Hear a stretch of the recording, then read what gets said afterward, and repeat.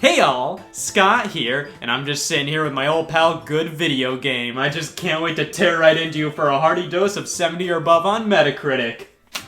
There are a few things that are certain in this world. Love, death, and Devil's Third being one of the most negatively reviewed games Nintendo's ever published. It came at a time when the Wii U was gasping for air, it was buggy, ran like piss, it had troubled development, mix them all together, and what do you get? A 3.5 from IGN. But how does something so bad become so bad?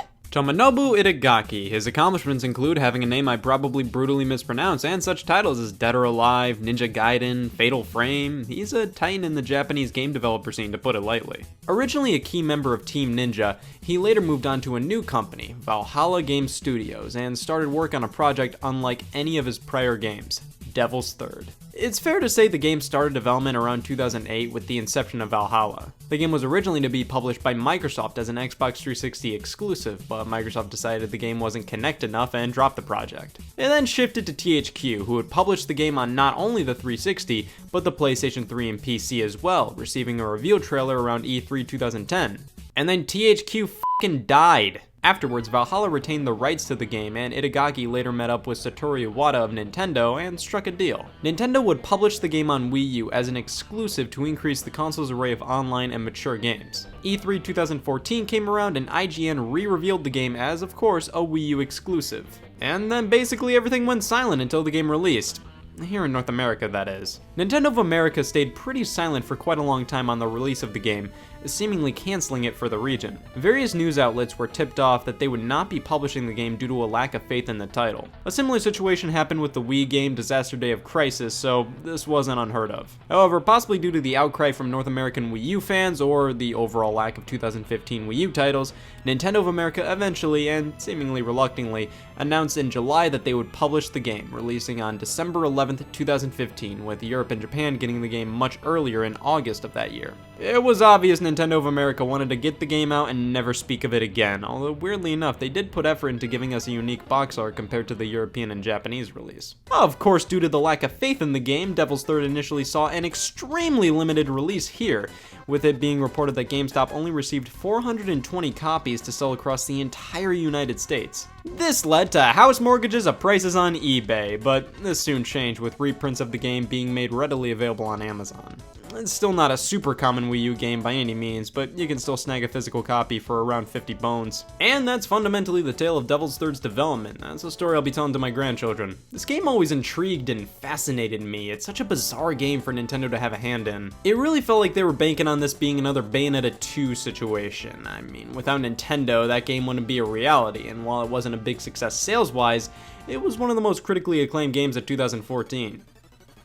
That didn't happen. I think it's finally time to flush my purity ring down the toilet and never look back, because I'm gonna play and beat Devil's Third for the first time. I have to make this one thing clear. Devil's Third features the quickest transition from menu to game I've ever seen. Look at that. This game's a natural at getting shit over with. On Halloween night, almost all satellites have been destroyed, and it's led to pandemonium. Like, the military doesn't have a clue on what to do. That means prison riot! Cut to Ivan, everybody's favorite next Smash Brothers character, a terrorist who's contained within a cell/bachelor pad. The president dangles a guitar in front of your face and tells you to meet up with him. So we have to get out of the prison. Easy peasy, off we go, and in terms of controls, they're actually really smooth. You have a fast and strong melee attack, a guard, and a sprint, which this thing is insane. You can sprint endlessly. Ivan never slows down. He's a machine. You can hold a melee weapon and two guns. Swapping between the two is almost instantaneous, and gunplay is in the first person. It's all really snappy and feels pretty good. You can also show off the LEDs installed in your arteries after charging up your Enbaku gauge, which makes you faster and stronger. But I gotta be honest, when using it, I never felt a noticeable increase in power. Everything felt pretty much the same. That's it. Yeah, you just run amok, go to a horde of enemies, and just be yourself. After taking advantage of somebody's eyes, we make our way to the first boss of the game, the head of the prison fan site, Molotov. He notices you before even turning around, good for him. I know countless other games have you pummeling bullet after bullet into human enemies, but something about the way Devil's Third does it just feels unnatural. Big mistake. I agree. So Ivan escapes, meets up with the president, goes to prom, and is filled in on the rest of the plot. Ivan has to work with the US Army to kill all of his old terrorist friends who are behind the satellites getting destroyed, but don't quote me on that. I checked out on this storyline 4 minutes before popping the game in. The EMP appears to have taken out the GPS data links and the broad-range radar systems. We'll have to navigate by the stars. Just like World War II. We're gonna have to navigate by the stars, just like Devil's Third. So the military doesn't like Ivan, but mark my words, give it a few hours and he'll win them over with personality and mass murder. Ivan just refuses to play by the rules, drops down in dead Peoplesburg, and look at him now. This is a terrorist I can get behind. Oh, all right, so I can't hop over this fence where the enemies are clearly at. Gotcha.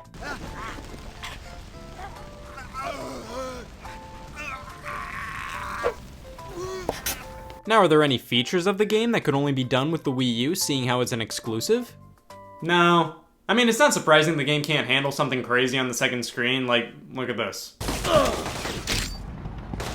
The game fucking stuttered picking up a collectible. This is where a lot of the game's performance issues start to become pretty apparent. These frames are just terrible. Looking at basically any other Nintendo-made Wii U game, now these are what you call frames. We run around, shoot guys, watch effing slideshows, and totally comprehend why this game was rated M. It's always weird seeing Nintendo get behind such mature things, but they'll definitely do anything to please fans. I gotta say, least favorite thing about Bowser, hands down, is his flesh.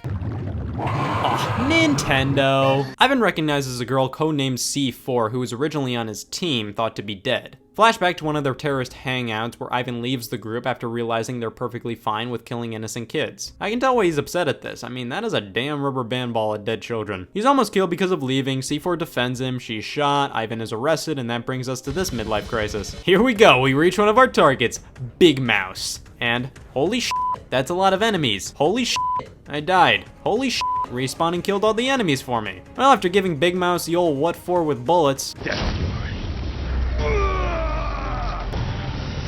I had a dream like this once. And with this, I think it's a good time to start up my official player's guide for Devil's Third. Kill him. Next up in the story, we head to the Bratwurst Islands, where we kill more people and discover the fun in invisible bombs. God, the doors are closing. Is Soldier AO3 gonna survive? Thank fucking God. At this point, the game is really repeating itself hard. We have hordes of enemies plus one very powerful and slow one. The group of ninja-type garbage men. All in a shuffled playlist. Just kill, move to next area. Kill, move to next area. There's just not a ton of variety. The game just throws the same thing at you over and over again, very rarely mixing it up. We have a few sections here and there where we have to blow up tanks, but those aren't a challenge at all. It doesn't even really feel like you can fail them. Alright, next boss, Grundla Saha, Devil's Third's killer app. You see, the main thing I remember from seeing trailers for this game was just how big this guy's mouth can get. Granola sandbag. This guy was the hardest boss in the entire game for me. You see, up until this point, I was primarily just using gunplay and strong melee attacks on bosses, but Gandhi Salamander requires quick melee attacks and nothing more really. Only figured that out after the 20th time this cat puke spewed on the screen. But even after figuring out how to beat him, this boss fight was still tough for me. He's just so fast. Okay, beat him. Next section. Yeah, this is basically more of the same. Never mind, it's a zombie game now. Thank God, the quote has been reached. See you later. So they find a bunch of mutant zombies or whatever. Neat shit. This is the worst Halloween ever. The next box is Guinea Pig, and no! That tears it. I'm gonna go absolutely. Boss fight's over. Ivan discovers that Big Mouse was behind the mutants as it was an experimental offensive technique, I guess. He realizes C4 has whatever garbage the mutants have. She's like a daughter to him. He gets mad. I blinked. This is all I got from it. Moving on to the next mission, this is easily the most interesting place the game has thrown at us yet aesthetically. Jane Doe is the next boss here and involves a whole lot of ha-ha and ha-ha!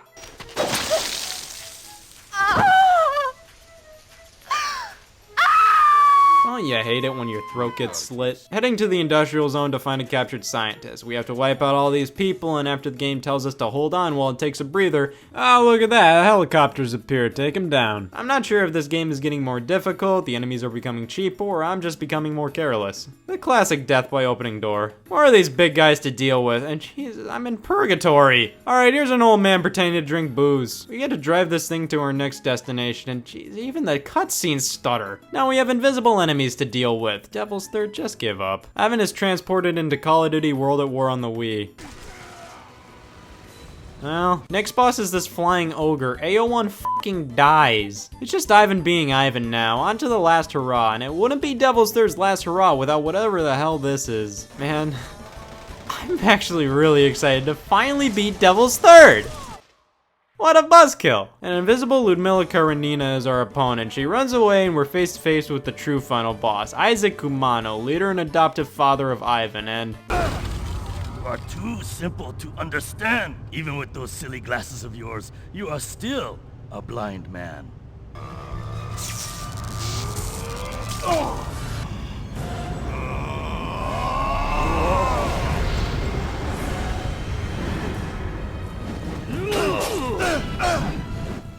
This is actually a pretty cool final boss. And this was the moment I realized Ivan's not wearing a shirt. Ivan kills Isaac. Ludmilla comes back for one last Ivan murder, but C4 jumps in front of the bullet to save him. No, I don't want you to remember me like this. Too late. Ivan saves C4, leaves, says it's not over, and what do you know, credits roll. They end with Satoru Iwata's name as a lingering piano key is heard.